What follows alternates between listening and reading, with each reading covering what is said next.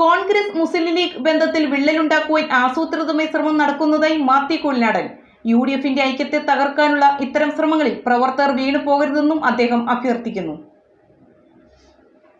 വ്യാജ പ്രചാരണങ്ങളിലൂടെ കോൺഗ്രസ് ലീഗ് ബന്ധത്തിൽ വിള്ളലുണ്ടാക്കാൻ അജ്ഞാത കേന്ദ്രങ്ങളിൽ നിന്ന് ആസൂത്രിതമായ ശ്രമം നടക്കുന്നതായി മാത്യു കുഴൽനാടൻ. മാധ്യമപ്രവർത്തകരുടെ ചോദ്യങ്ങൾക്ക് ലീഗ് അങ്ങനെയൊന്നും ചെയ്യില്ല എന്ന് നൽകിയ മറുപടിയെ വളച്ചൊടിച്ചാണ് ഇപ്പോൾ പ്രചരിപ്പിക്കുന്നതെന്ന് കുഴൽനാടൻ വിശദീകരിച്ചു.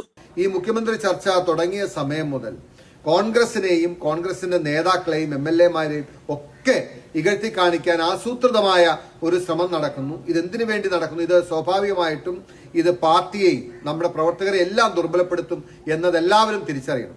അതിനേക്കാളുപരി കഴിഞ്ഞ ദിവസം ഞാൻ നടത്തിയ ഒരു പരാമർശം ഇന്നലെയാണ് ഞാൻ അത്രയേറെ ഗൗരവത്തിൽ അതെന്റെ ശ്രദ്ധയിൽ ഏതാനും ലീഗ് നേതാക്കന്മാർ കൊണ്ടുവന്നു.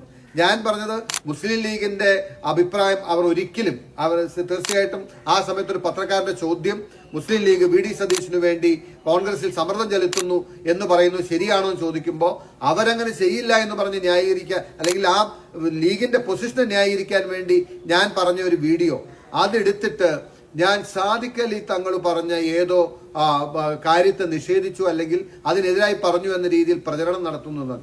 മനസ്സാ വാച കർമ്മണ അറിയാത്ത കാര്യങ്ങൾ പോലും ഇങ്ങനെ പ്രചരിപ്പിച്ച് ഇല്ലാത്ത കാര്യങ്ങൾ ഉണ്ടാക്കി എന്തിനു വേണ്ടി ഇത് ചെയ്യുന്നുവെന്ന് അറിയില്ല.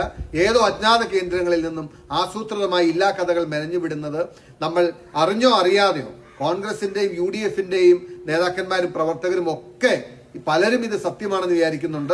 ഈ വീഡിയോ സത്യമാണെന്ന് വിചാരിച്ച് തന്നെ പലരും വിളിച്ചിരുന്നു. ഇതുപോലുള്ള വ്യാജ പ്രചരണങ്ങൾ നമ്മൾ കുടുങ്ങിപ്പോകരുത്. UDFന്റെ ഐക്യത്തെ തകർക്കാനുള്ള ഇത്തരം ശ്രമങ്ങളിൽ പ്രവർത്തകർ വീണു പോകരുതെന്നും അദ്ദേഹം അഭ്യർത്ഥിച്ചു. Mobiles PO junction Muvattupuzha.